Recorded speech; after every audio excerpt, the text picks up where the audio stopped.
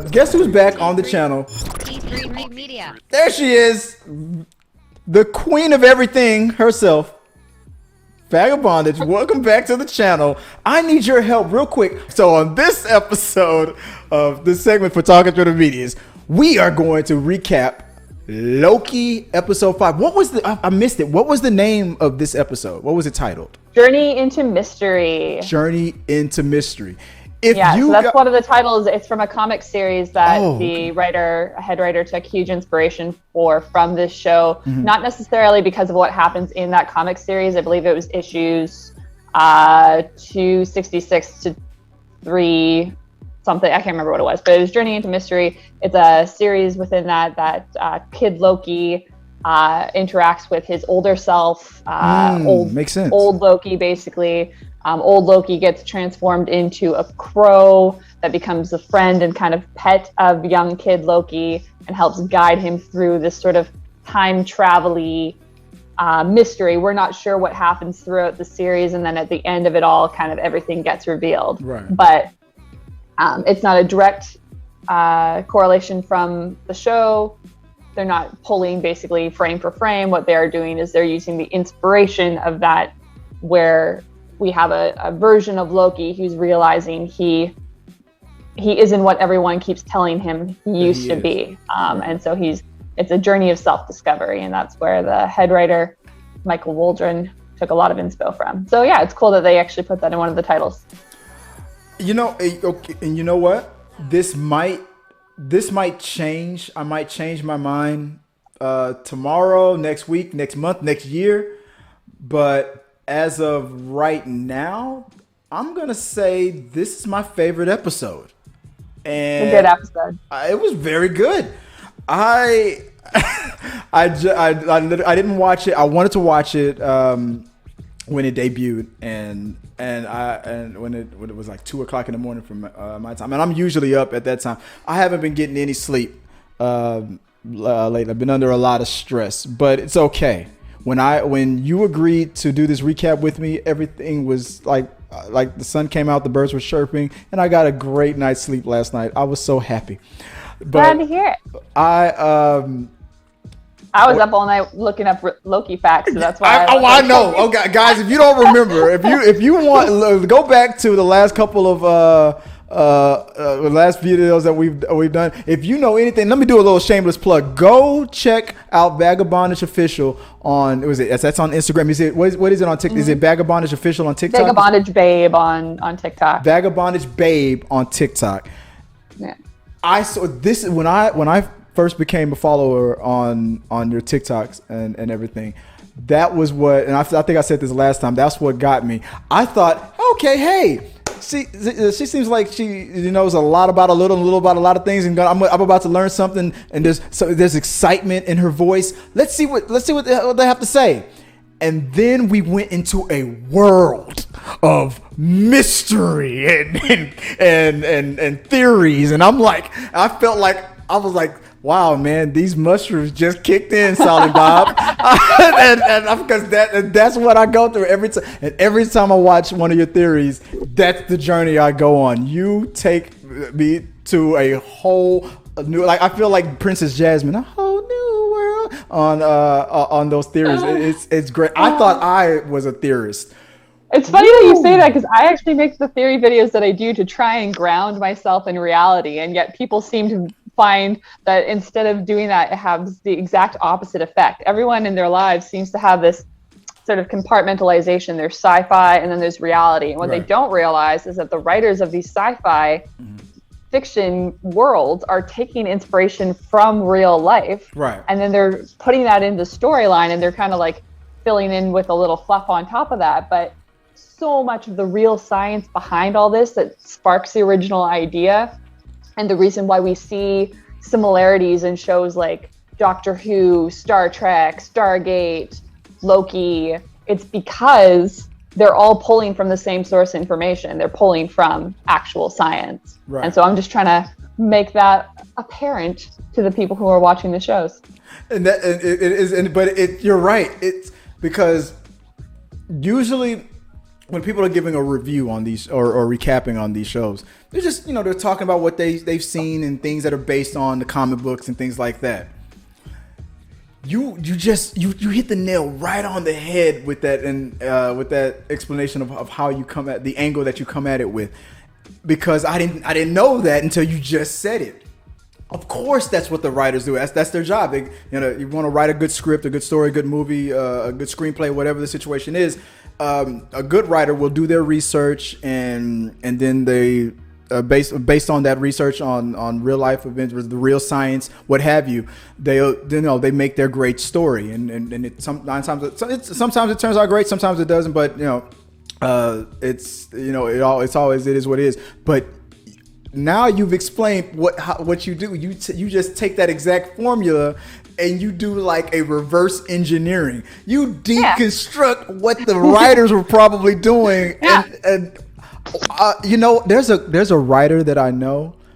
I'm gonna, if he hasn't already seen your stuff, I'm gonna introduce him to your page, and I'm gonna ask him a couple questions about how his writing process and how you do your theories based on, like what I just said, reverse engineering it on the science and stuff like that. And I want to get his input on that, and I'll share that with you if you're interested in getting his, because he's a writer on he's a writer on The Simpsons, on a lot of he's an Emmy nominated. Simpsons is like famous for this, and that's people spend all this time, they're going through the credits, they're trying to cross-reference what actors are in what. Like, the actors just show up, okay? They're like the worker bees. The writer is who you need to find out. Yeah, you don't need to know anything about that. You need to know who the writers went to and the source material that they sourced from. Two of my favorite people that started a lot of my earlier investigations into this were the physics consultants that were accessed for the Endgame and Infinity War movies. Okay. Two of those in particular. One is Sean Carroll, who is a leading physicist in cosmology and black hole investigations. He has a whole lecture series on Amazon Prime called The Physics of Time. So if you're really into the science behind Loki and what's going on, I recommend that series. It's 24 lectures. Each of them is a half hour long. And he really goes into the whole scientific history of how we've discovered and how humans have come to evolve and think of time in a certain way, and then how scientists actually think of what time is. Additionally to that, Clifford V. Johnson is another one. He's a professor at the University of Southern California, and he works on a whole bunch of Marvel projects. He's one of my heroes in real life. And again, he's a theoretical physicist. So we see a lot of his inspiration in these movies.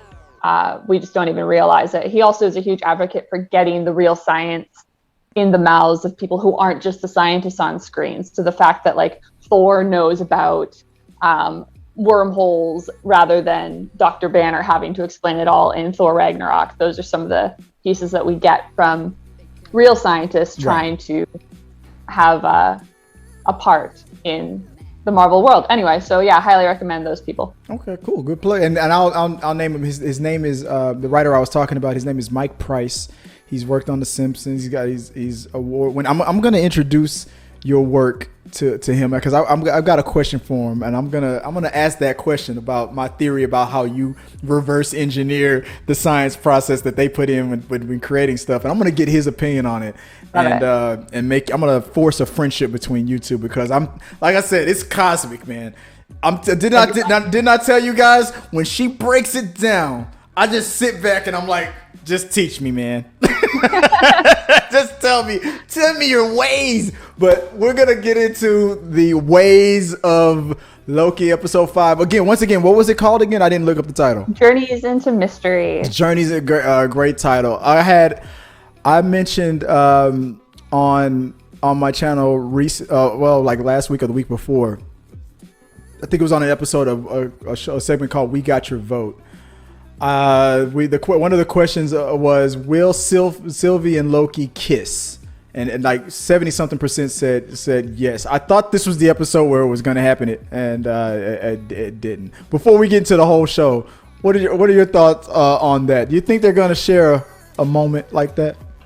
No, I think we got as close to like an intimate moment with the snuggling under the blanket in this episode. I don't think that they're going to go in that full-on direction. If anything, they might have sort of a unification of minds by the end of this series. A mind meld? Yeah, two become one. It's not going to be the physical thing that we're normally thinking about. I saw the gesture you were about. You stopped yourself from doing. I was like, do it. But I think I don't know, man. I think they're gonna kiss. I feel like they're gonna kiss. If they do that other thing, that would be even better. But it'd be better. I think if they didn't do it when he ran up to her, he didn't even go for the hug. I don't think it's gonna happen. I didn't at first. You know what? I'm gonna admit I didn't like in my last recap or the one before. I didn't like the idea of them being together. But now I think I'm invested so much. Maybe I'm not even looking at Loki and Sylvie anymore. Maybe I'm looking at Tom Hiddleston and the I forgot her name, the actress that plays Sylvie, and Sophia Diamartino. Maybe I'm forcing a relationship with them. Aww. I want them to be a couple. Like maybe I'm doing that. Maybe I'm romanticizing. They both have partners outside of real life. Sophie, I know. I'm sorry. She just had a kid. Literally, when she was offered the role of Sylvie, she was 9 months pregnant. She was breastfeeding through the filming and production of this entire show. That's commitment. So yeah, super woman, that one. Damn. But what was your overall thoughts of? Like I said, I think this might be my favorite episode. What is your overall thoughts of this one? Personally, my favorite episode was episode 2. I really loved the dialogue that was going on between Mobius and Loki. Oh yeah. I sort of live to revel in those moments when they're discussing the greater meanings of the cosmic universe. So that's where my heart always lies. This show, however, this episode had a lot of the Easter eggs that conspiracy theorists like I really like to dig into. Did you see the frog? I saw the frog. Yes! Definitely. Yeah. I enjoyed that they even put the issue that we saw that frog in the label. When I showed my wife and we were watching it, I paused it because I noticed those numbers. I said, how much you want to bet that number means something? Google. Yeah. And you're right. It was the issue. And Joe was like, is a frog? And I looked closer. I'm like, because I thought it was a miniature Thor. And then I looked closer. That is a frog. Oh, they did it. It was great. And a miniature Thor. and a miniature Thor was a frog. But so that was buried underground, right? So that's what we were supposed to be seeing on that. Okay. Yeah. There's actually reference to that in Thor Ragnarok as well, in the play where Matt Damon is pretending to be Loki. Being Loki again. Right, sorry, being Loki again, and Luke Hemsworth is playing Thor. Part of the dialogue of that play was, that time that we were children and I turned you into a frog. Yeah. And then Luke Hemsworth is like, it was a funny joke. And then Anthony Hopkins is like, haha, it was a very funny joke. So they were referencing that particular comic at the same time. So it's nice that they were able to give more credence to that in this show. Yeah, episode I think 536 I think was on was the issue, the comic book issue. I think that was on the jar. Yeah, Loki 536. Yeah, that was amazing. I caught that. There was a lot of Easter eggs. There were so many though. Just off the top of my head, there was Helicopter Thanos or Thanos Helicopter. There was there's a lot of not even just Marvel conspiracy theory add-ons and Easter eggs in here. There's, so go for it. What did you catch? Flying saucers. Oak Island. What else did I see? There's so many. The Pelagus video game.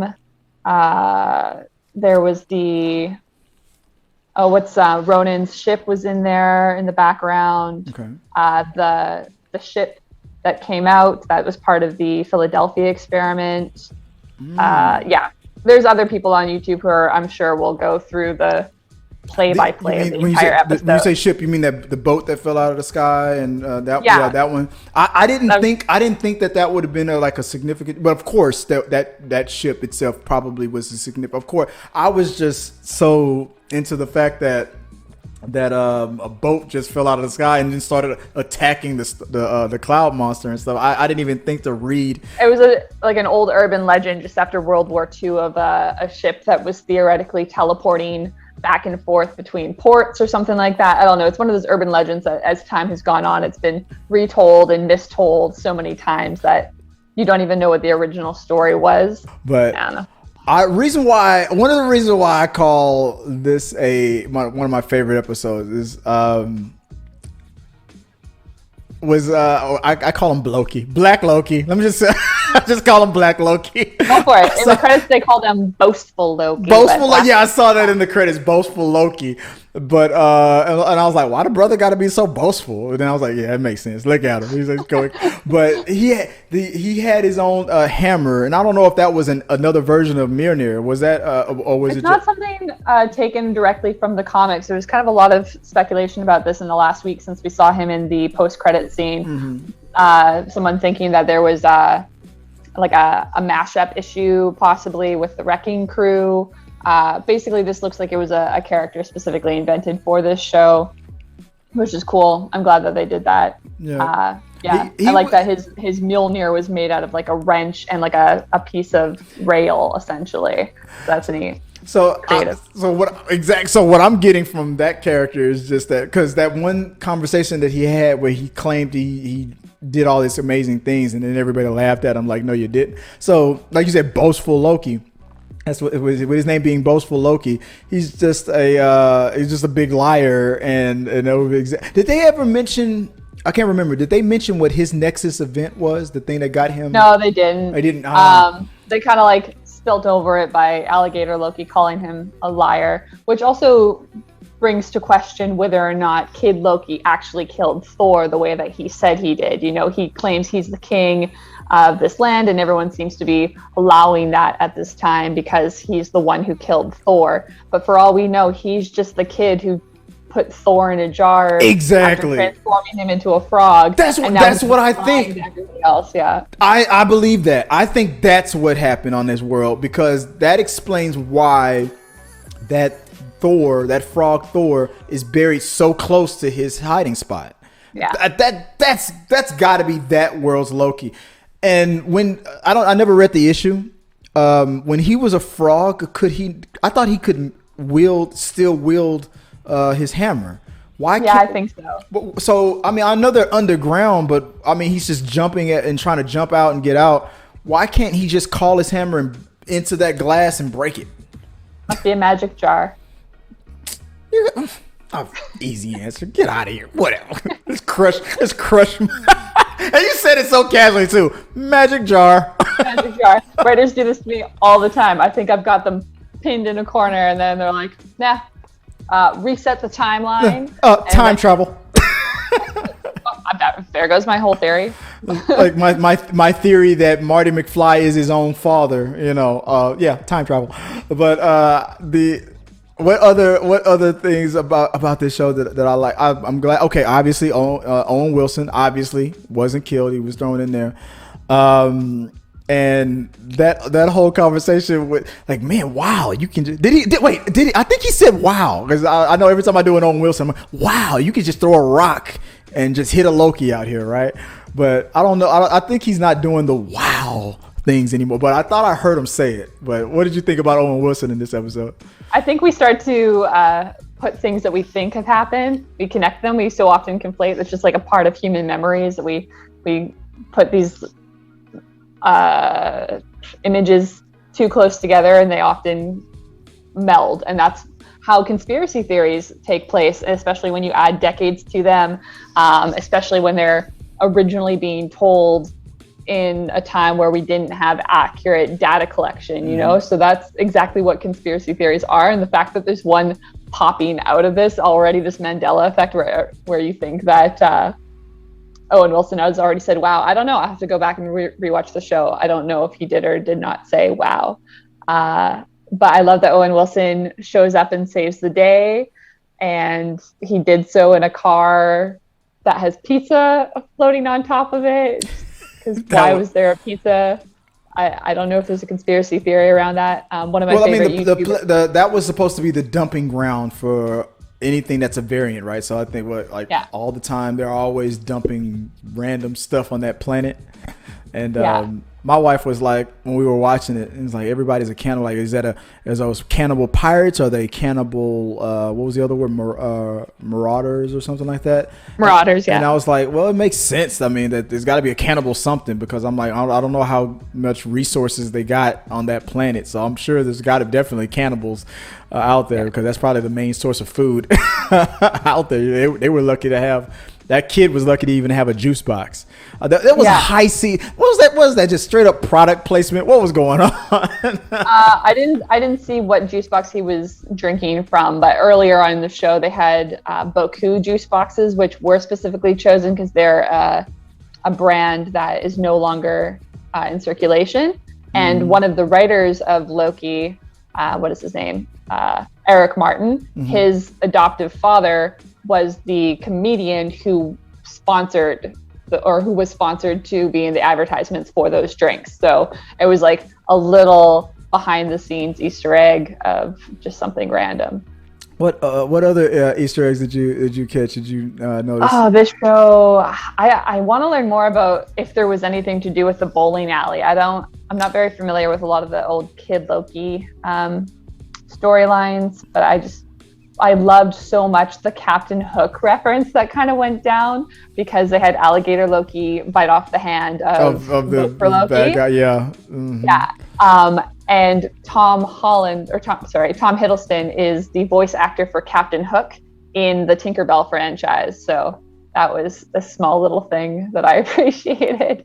They did a Hook reference. I was so shocked that because I wondered when we saw the images, and I love the fact that Marvel and Disney Plus the way they advertise their show, because on the trailer they showed us that Loki that got his hand bitten off, with the vote for Loki thing, and that made me think that this show was going to be about Loki just going through time and just doing weird things in different timelines. I thought he was like going to run for president somewhere, but then we saw that was just another variant of Loki. Misdirection. Exactly, and I was like, oh, I kind of wanted to see like Loki like on the campaign, but then it made sense from what they showed us. So.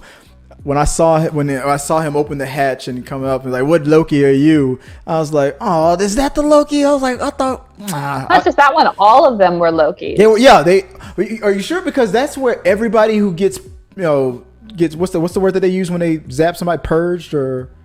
Yeah, it's supposed to be where they get erased. Because everybody was, Owen Wilson was dumped there, so it's anybody who gets hit with that stick. So I wouldn't be sure if everybody there was. I'm sure a lot of them were Lokis, but I wouldn't be sure. Maybe I've only watched it 1.5 times, so I have to go back and double check that. But it felt implied on the first viewing that they were all supposed to be Lokis. They all had different versions of Loki horns. Yeah. There was a second Black Loki. If you saw that, you may have been proud to see, with like the dreadlock horns, which were really rad.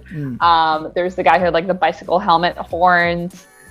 So they were, from what I was taking away from it, they were all supposed to be Lokis. That was part of the fact that they should have seen this coming. Like, okay, yeah, we're going to follow Kid Loki. No, we're all going to follow Boastful Loki. Now we're all actually going to follow. It's like, no, every Loki is out for himself in this situation. So I thought it was great that old man Loki, he was at an age, like he was probably just as wise, as his father at that point, pretty much over it all, over all the selfishness, he knew why Lokis were failures and why we were doomed. They were doomed to fail.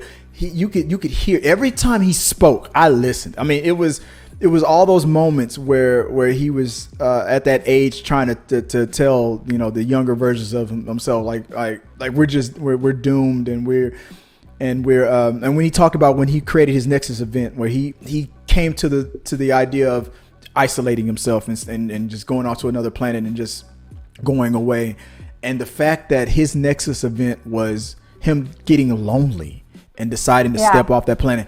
I was that hit me hard. I don't know why, but I was sad for him.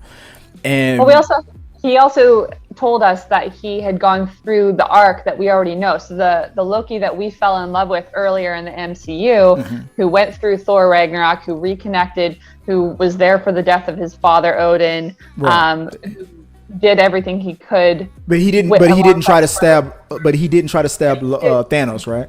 Yeah, he didn't try to stab Thanos. He cast an illusion and then ran off basically and hid on a planet while all of humanity basically disappeared under Thanos' snap. So everything else took place. He just kind of hid the entire time. So imagining the character arc that had gone through and grown to be a better person and then failed and became a coward essentially and lived knowing that he felt himself a coward by himself in isolation.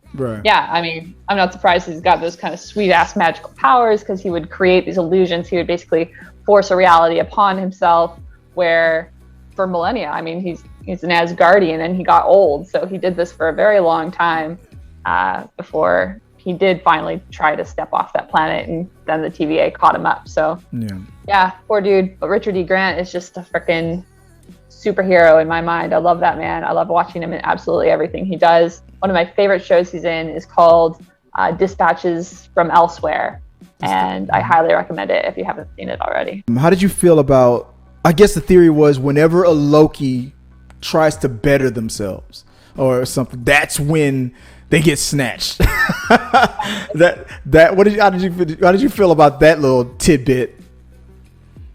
Yeah, I guess it's all a matter of perspective, right? We still don't know who is forcing the TVA to do what the TVA has been doing, why this algorithm has been put in place, why people are getting shot off. So that's one perspective. Just like Sylvie wasn't sure why she was snatched, everyone's guessing what their Nexus event was. The TVA is telling them some version of it, but there could be some overall scheme behind it all that we don't understand yet, which is the real reason. Yes, maybe it was because they were finally getting better, or maybe because at the end of this timeline, whatever it is that they have going on, there's another version of Loki who can only become that person if everyone else fails. You know, it's again the battle of the fittest, I suppose, in the versions of Loki. Everyone else needs to fail for that guy to be king. So there can only be one, like a Highlander moment. That's a good one. That's a good theory, because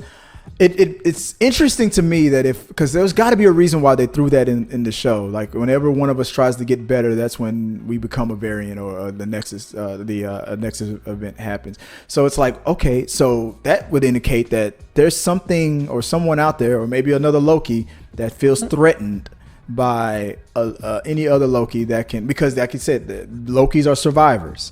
And for some reason, no matter what the situation is, somehow the variants of Lokis will always find a way. So what the thing that keeps that Loki in check is the fact that they're so flawed and destined to fail. But what happens when one becomes better? Maybe that's the thing. Maybe is that the big bad that we're about to face? Another variant who like I said, Highlander, who's like, I am the true or the superior Loki. I forget. I haven't really watched Highlander, but I think of the Jet Li show, the old movie called The One. Where all the different dimensions, and like each one kind of gets stronger the fewer there are, and then there's just one left, and he's the all-powerful one, or that's kind of how it looks like it's going to end. Didn't he say, because he was like, in the end of that movie, wasn't he like, because I'm no one's bitch or something like that? Wasn't that his last line in that movie? I don't even remember. I just remember them like panning out on this like mountain of a fight thing. And he's fighting them all off because he was so supercharged. And it was pretty much the same principle. Like whenever these Highlander type people, these immortals, whenever they meet each other, they have to fight because there can only, that's the theme. There can only be one. It has to come down. Everyone, they fight all each other to the death until there's only one sole survivor. So I'm thinking maybe that's what's going on. All right, question: Alligator Loki. Is he really a Loki, or like I said, is he just a liar? Or is he just lying? He's like a total. I like how Mobius pointed it out. It's like, oh, but the fact that he could be an opportunist and just pretending to be a Loki makes him a Loki. Is very Loki-like. Yeah. Hey, to me, yeah. Even if you're not the actual Loki from your world, the fact that you're pulling Loki moves makes you a Loki. Yeah, respect. Exactly. You got, and I love the fact that the whole betrayal at the end of what they did, what Loki's do, and we were talking again, what old man Loki was pointing out, how we're just destined to betray each other. We're destined to be opportunists. We're just this is just in our damn DNA, and of course it played itself out again. It was so much packed in to this episode, and my wife was like, well, I guess the young Loki, the old Loki, and the black Loki, I guess I got to find another way. And I was like, no, they already made the black dude the asshole. He's already betrayed them. He's gone. Yeah, he's gone. He's never coming back. Somewhere. I was kind of upset with that. I'm like my show isn't about only promoting the black. I just thought it was funny that it was a black Loki there, so I just kept calling him. I appreciate that they put him in there. They had a couple of them. I think there was an Asian Loki in there too, and yeah, they come in all shapes and sizes. All shapes, sizes, and now fit. Oh my God! When Loki asked the other variants about a female Loki, they laughed. I felt like they totally took a step back. They were doing really well. Episode 3, they were progressive. Episode 4, they kind of like missed the mark, and then episode 5, it's like, really, what did you just do? You had all this beautiful setup that you had just strongly created a character who was canonically gender fluid throughout all of this series, and then you ask every other Loki if they've ever seen a female Loki, and they're like, no, that sounds horrifying. It's like, okay, well, no wonder you guys are in the void. But see, maybe that's the point. Maybe that's why you're sitting here running away from the storm cloud for all these years, and she's been 10 steps ahead of the TVA for a long time, and you guys haven't. So who's really the superior Loki, if you think about it? Well, that could have been what, because at the end of it, they noticed, they saw what she could do. And the respect was obviously there to the point. We still need to see a King Loki, because in the promos we have an image of Loki kind of on the Asgardian throne, or what looks like the Asgardian throne. Right. This could be a flashback. This could be a memory of some sort. We're not 100% sure, but there is that sort of imagery there. And at the end of the episode, we were also given a castle at the end of time. So whose castle is this? Who lives in this castle? That's what I want to know. Who's behind the street? Who's beyond the man behind the curtain? Is it Kang? Is it Kang the Conqueror? You don't think so? No. You think it's another Loki? I don't think so. Everyone wants it to be Kang, but there's no need for them to bring his character into the storyline. Not even as a quick Thanos, like look back at the camera, smile, kind of a thing. Like not say anything, just. No, it would take away from the entire premise of the series if they did that, because it wouldn't be about Loki anymore. It would be about setting up Kang. There's just no need for that. Kang's already been introduced to come into Quantum Mania. We've already seen Chronopolis in the quantum realm, which is not the TVA as much as people want to pretend it is. The whole image of the TVA was always meant to look infinite, so the fact that they can be put inside of a bubble means that it's not. And that just, so it's contradictory in a sense. So there's no need for it to be Kang. What I like to think, especially because people are already pointing out that Ravonna is in this show, and in the comics, Ravonna and Kang were a thing.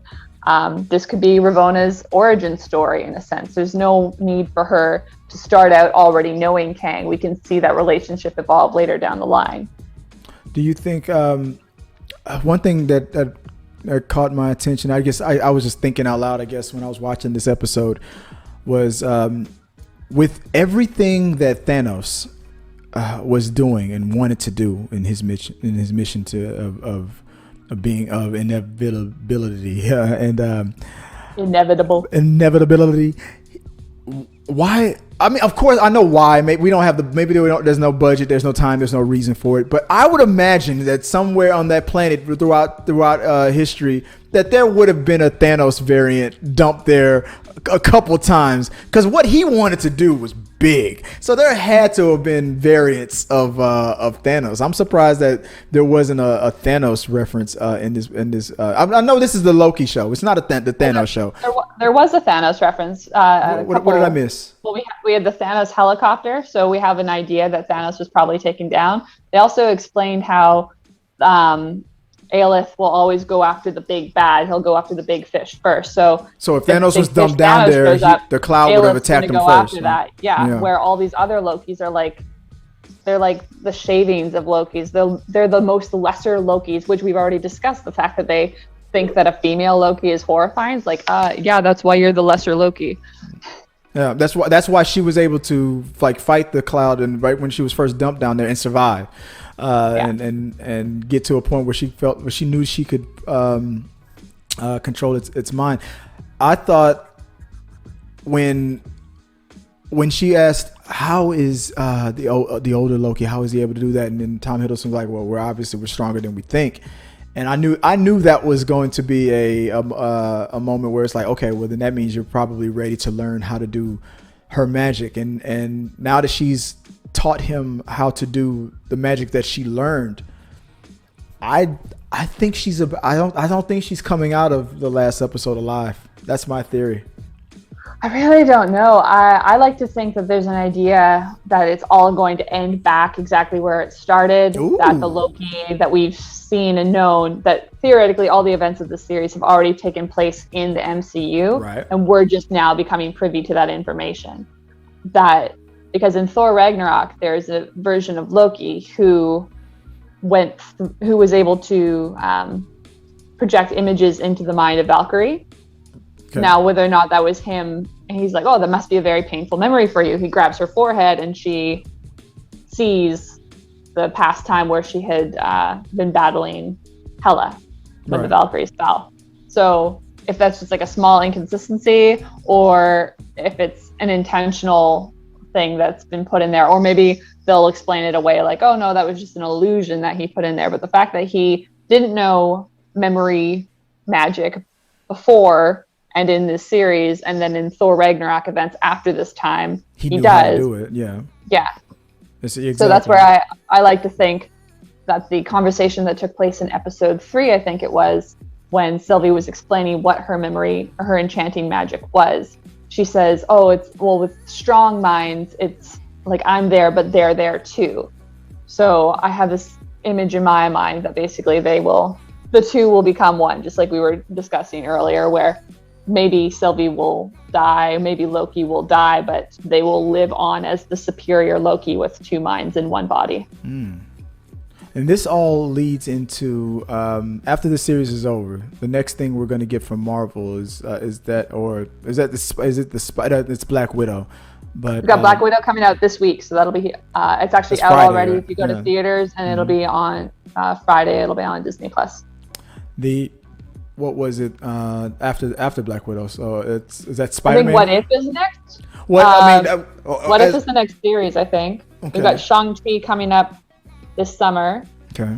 And Spider-Man No Way Home, I think, is in November, December. Like movie-wise, I think that's the next one after Black Widow is Spider-Man. And I'm curious because obviously, so the theory that's out there is that that this whole thing about a sacred timeline is the lie, because there's supposed to be a multiverse, and whoever is trying to focus and make this superior timeline it has an agenda, and it wants to eliminate all the other timelines to whoever this big bad is, because all these other timelines means that there's multiple threats. So if they can control one superior timeline, whatever their goal is, they can make it happen through this quote unquote sacred timeline. What's your overall theory? What do you think it's going to go? What are we going to see in this final episode? My overall theory goes back to the fact that Miss Minutes is a hologram in a sense, where she lives in 2 and 3 dimensions. Mm-hmm. She's essentially a program, and in the MCU, programs are called spells. We learned from the Ancient One and Doctor Strange that they create spells or these programs by harnessing energy from the multiverse, mm-hmm. and they're thus able to manipulate reality. I believe that the multiverse has been a consistency, and that the lie that we've been told is that there ever was a time where it didn't exist in the way that it does. Right. That it doesn't actually want to break off. I think that the multiverse needs to kind of remain as a sacred timeline. It's just the lie that someone created that. I think that's the consistent part, honestly, is that it was always meant to be, and that it will continue to be that way. So I guess we'll find out if that's the case or not.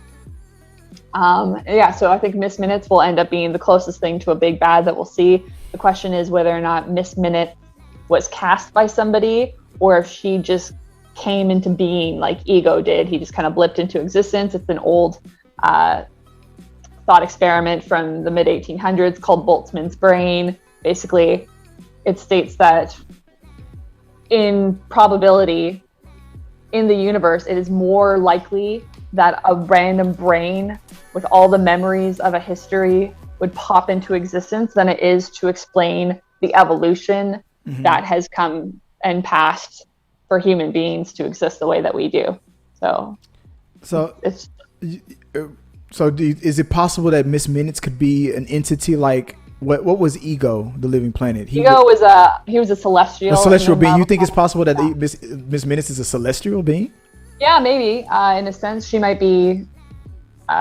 She could also just be a spell that was cast by somebody on that kind of cosmic level. I like the idea that the Beyonders could be involved, but I don't know if Marvel is ready to go that far. Just the fact that they seem to be using the image of a big white light as the sacred timeline. The Beyonders in the Marvel comics, they were a big part of the Secret Wars saga, and they are known as the Lords of White Light. Yeah. So the imagery that they've got, all these different spectrums of the multiverse coming together. If you're familiar with how rainbows work, basically white light cast through a prism creates all the different spectrums of the rainbow. If you did the reverse of that, if you had the perfect frequencies all line up in such a sense and put them back through another refraction grating, you would have a white light. That's much more complicated to do, but it is possible. So I think that's basically what we're looking at, is the multiverse is all these different universes that have been perfectly synced up in such a sense that we could pass from one universe to the other and we would be in a linear timeline.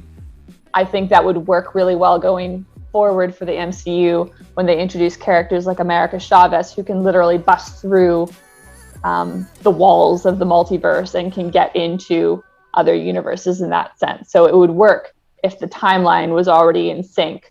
That way she kind of just jumped through dimensions rather than also having to integrate time travel through those different venues. I don't know. That's my idea. No, that's not what I was told how rainbows were formed. My wife says when I go longer than 6 minutes is when a rainbow comes up. But anyway, that's another conversation. But if this open, I've heard that Loki will be could possibly open the door to a lot of possibilities with the existence of the TVA and the MCU anyway. That there's so many things that are possible now, and I'm excited moving forward. This Loki series, I don't know if it's. I still need time to rank it between how I feel like in comparison to like WandaVision, Falcon and Winter Soldier. I know we never talked about that. It all depends on how it ends, man. It all depends on how it ends. It's all going to come down to this last episode. Yeah. You're right about that. I'm more optimistic now with this past episode that I'm like in the 90 percentile that, at least for me, I can only speak for myself, but let me speak for everybody because I'm just that narcissistic.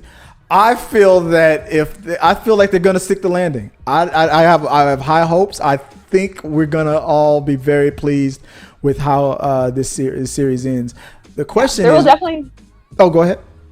There will definitely be mystery left over because that's just what Marvel does. You know, they always set themselves up for the next thing to keep you interested. Right.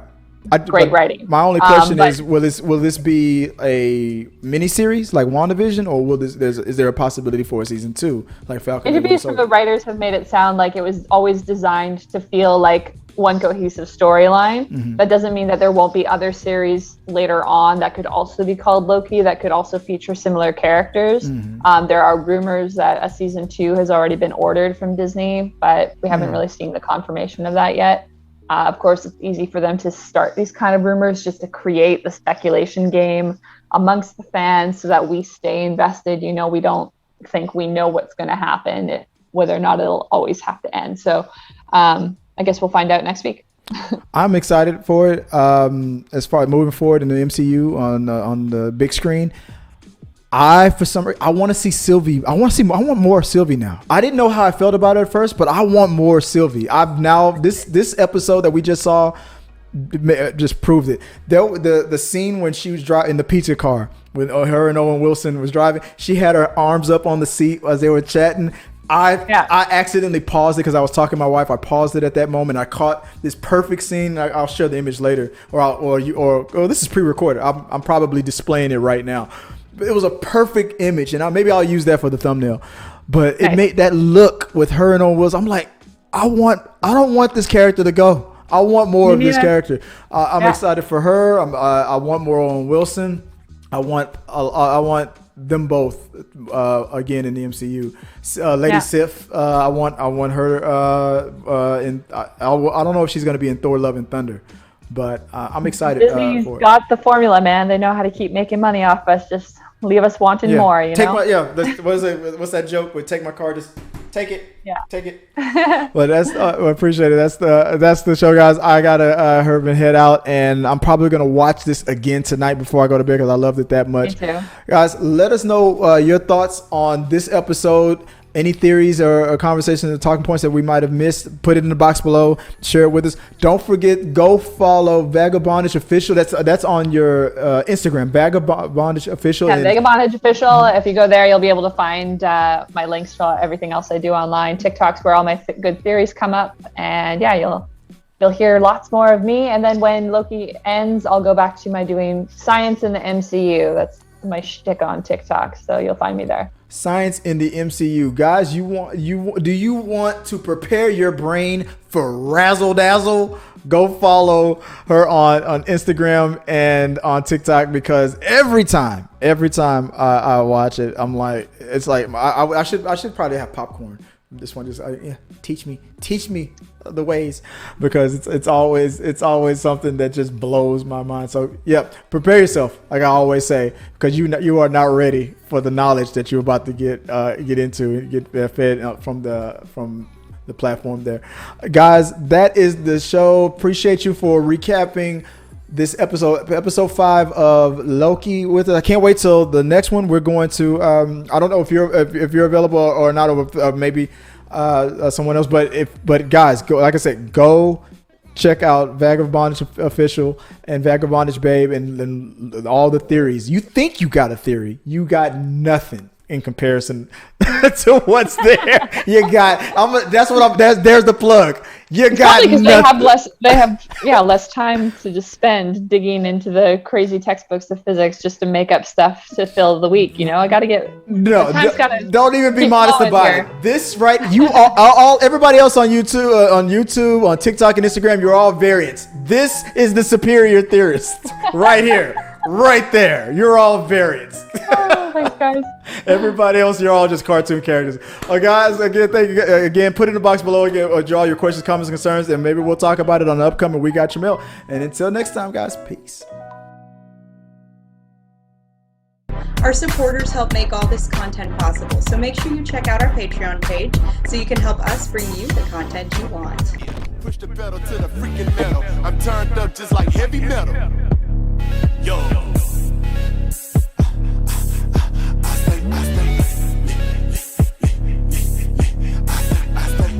Turned up on another level. Push the pedal to the freaking metal. I'm turned up just like heavy metal.